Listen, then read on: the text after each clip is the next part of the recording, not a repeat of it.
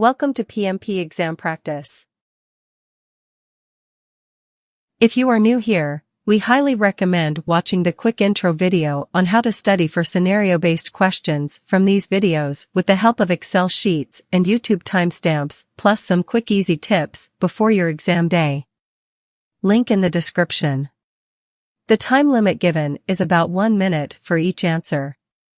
If you are new to this video, we recommend that you keep it playing and listen to each explanation to fully understand the scenario and the appropriate choice. If this is a review, then mute the sound, use the timestamp to navigate between the questions, and train yourself to read and answer each question in 1 minute. Thank you for joining us. Don't forget to hit the subscribe button and turn on notifications for new exam updated questions. Good luck! Which of the following best defines the product backlog? A. Product backlog is a collection of user stories. B. Product backlog contains the project scope. C. Product backlog is a baseline requirement document. D. Product backlog contains prioritized requirements.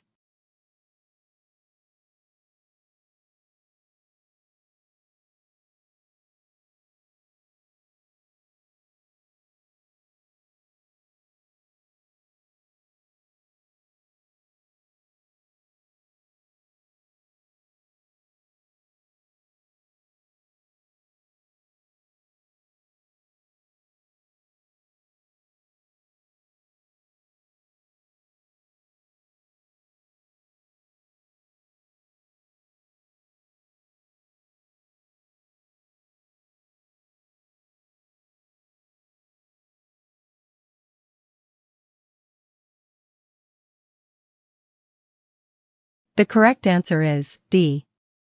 The product backlog is a prioritized list of all the requirements required to develop or improve the product. In Agile, we do incremental exploration of requirements, which are listed in the product backlog in a prioritized manner, reflecting product backlog management best practices. While demonstrating the product increment in the iteration review meeting, the team discovered new acceptance criteria for the done user story. So, what is the best thing to do next? A. Mark the user story undone and move to the next iteration. B. Create a new product backlog item with incremental requirements. C. Perform a root cause analysis on missing acceptance criteria. D. Ask stakeholders about the next step.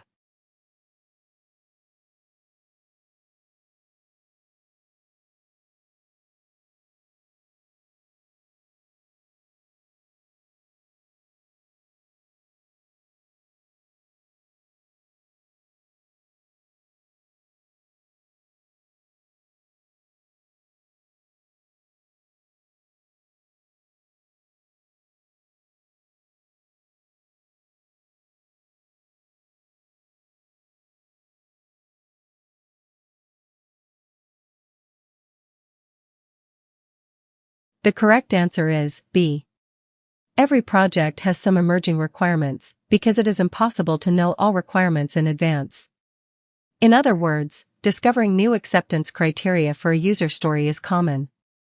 As all newly discovered items go into the product backlog, we can create new product backlog items with incremental exploration. Your briefing about the Agile approach your project is following in the project kickoff meeting. The marketing business head asked how the project will validate scope. Which of the following is true about validating scope in Agile? A. The Agile way of working does not require validating scope. B. In the Agile team does the scope validation. C. Agile teams use retrospective meetings for validating scope. D. Agile teams use iteration review meetings for validating scope.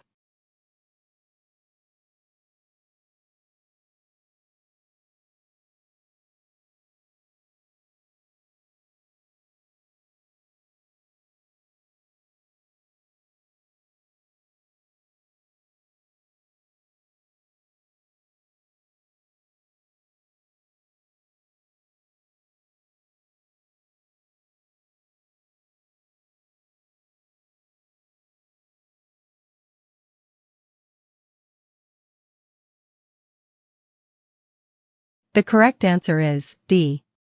Keyword validation. The idea of validation is that you take your product to the business or the end users and take their feedback or acceptance of it in iteration meetings. Stakeholders may acknowledge some part of it and accept it for use. If they have some feedback, they provide it as input which you consider. You add those inputs to your product backlog, refine them as per prioritization, and do it as per priority.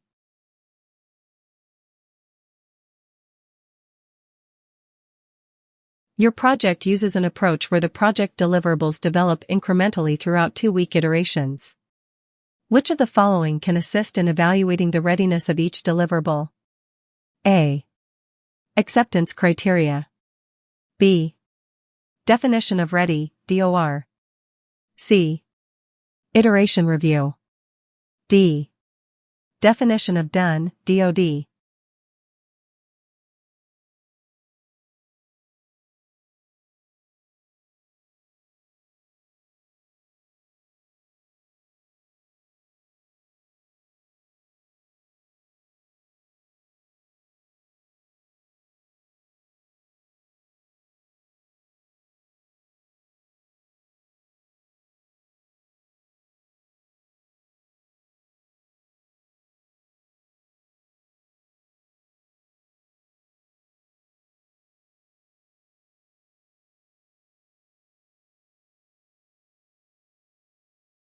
The correct answer is D.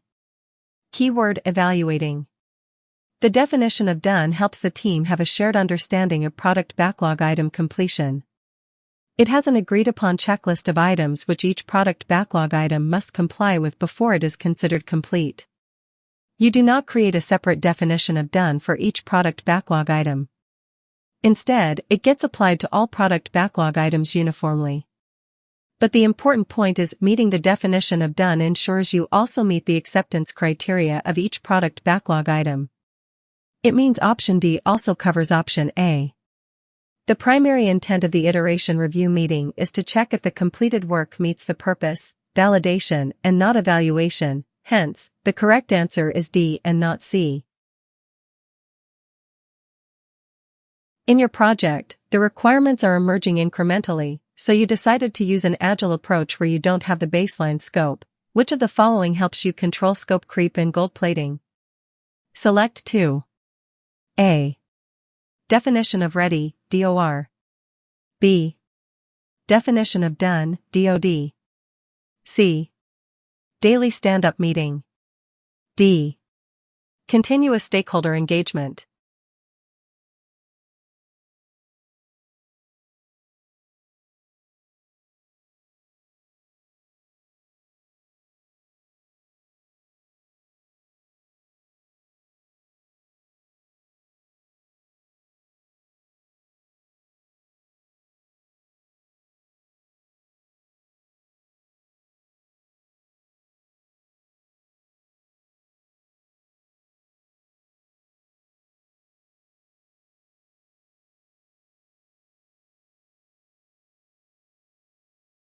The correct answer is B and D. This question addresses the challenge of preventing scope creep and gold plating in Agile, where requirements evolve incrementally. And controlling scope includes 1. Adhering to the agreed-upon features and priorities. 2. Following the established processes or structure in which you have agreed to explore the scope. You are not bypassing the backlog refinement and the definition of done. DoD helps the team with a shared understanding of product backlog item completion. Hence, DoD addresses the gold plating because it helps in knowing items you should do to make the client happy. While continuous engagement helps control scope creep and gold plating, as it ensures work progress as per the agreement and priority. The project management plan specifies that a predictive development approach has been selected to produce the project deliverables. Where in the project life cycle will the overall project risk be the lowest? A. Area A. B. Area B. C. Area C. D. Area D.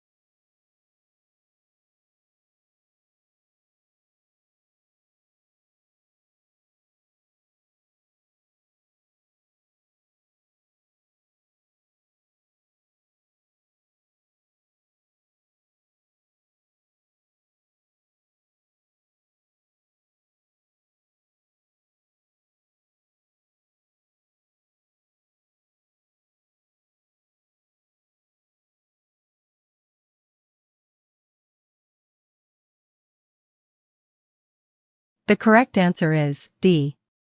Overall project risk is the effect of uncertainty on the project as a whole. The overall project risk at the beginning of the project is the greatest. As the project progresses, decisions are made, and deliverables are produced and accepted, the overall project risk decreases. During project closure, there are typically not too many unknowns left.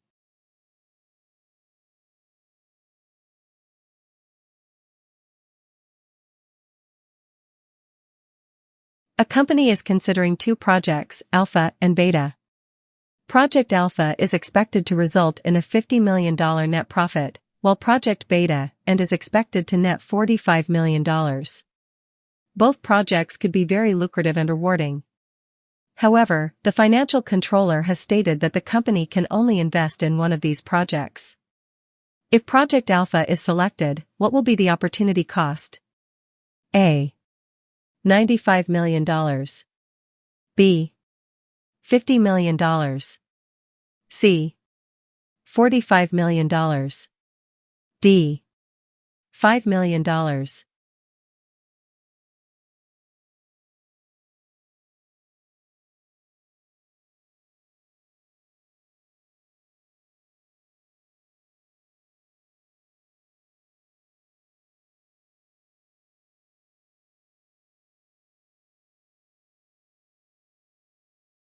The correct answer is C.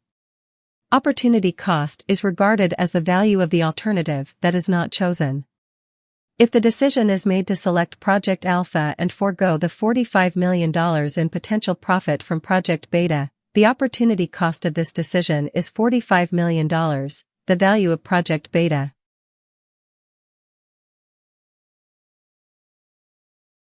You are managing a project to build 5 bridges.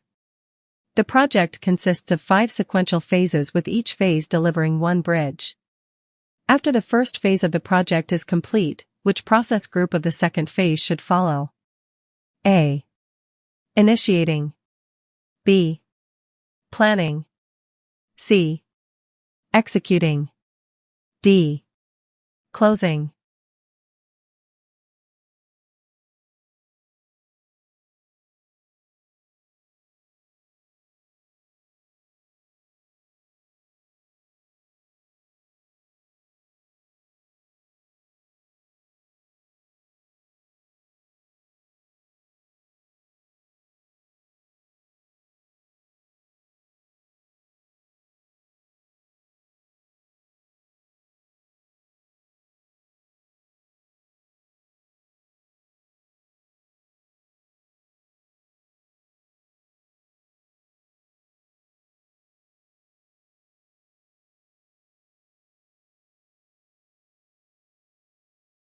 The correct answer is A. The initiating process group is performed to define a new project or a new phase of an existing project. In the scenario described, you are about to start a new project phase. Therefore, you should start with the Develop Project Charter process.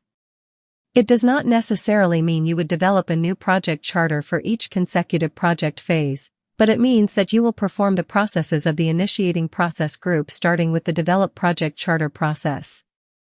You will review the project charter to see if the high-level assumptions and constraints made during project initiation are still valid, and whether or not the market conditions are still favorable for the project. Performing this process may result in an update of the charter or an addendum to the project charter. In an extreme scenario, this process may result in project termination.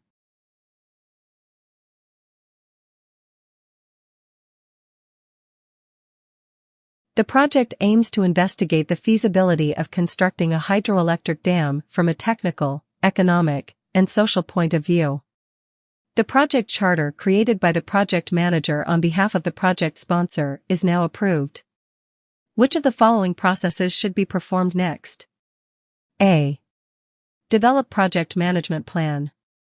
B. Identify risks. C. Identify stakeholders. D. Develop project charter.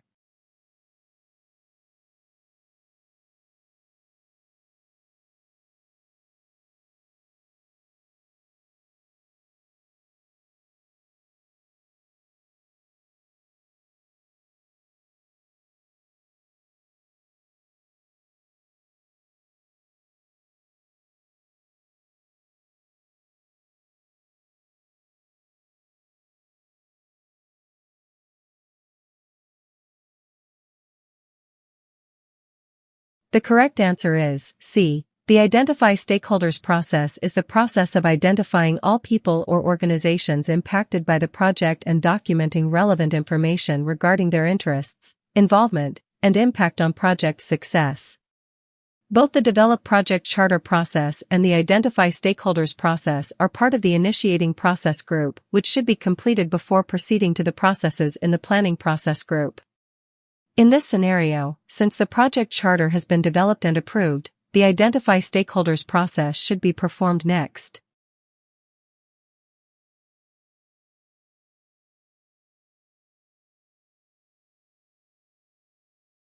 You are managing a software upgrade project for your company.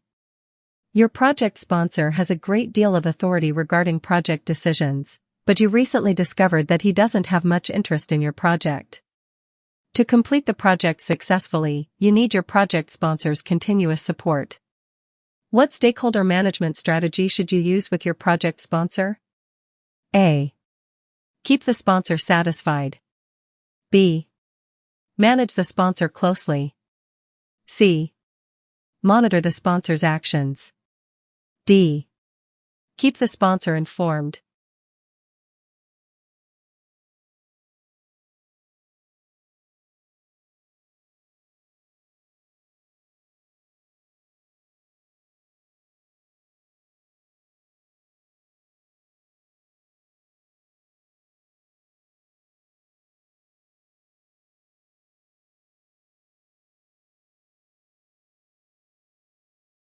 The correct answer is A. A power/interest grid is a classification model used for stakeholder analysis and management that groups the stakeholders based on their level of authority, power, and their level of concern, interest, regarding project outcomes. The classification and recommended management strategies are as follows. Low power/low interest, monitor only, low power/high interest, keep informed, high power/low interest, keep satisfied, high power/high interest, manage closely. Based on this scenario, the sponsor can be classified as high power and low interest, therefore, keeping the sponsor satisfied is the best strategy under the circumstances described in the scenario. Good job! Leave comments if you need further clarification regarding any of the questions in this video. Don't forget to hit the subscribe button and turn on the notification so you will always get the latest updated exam questions.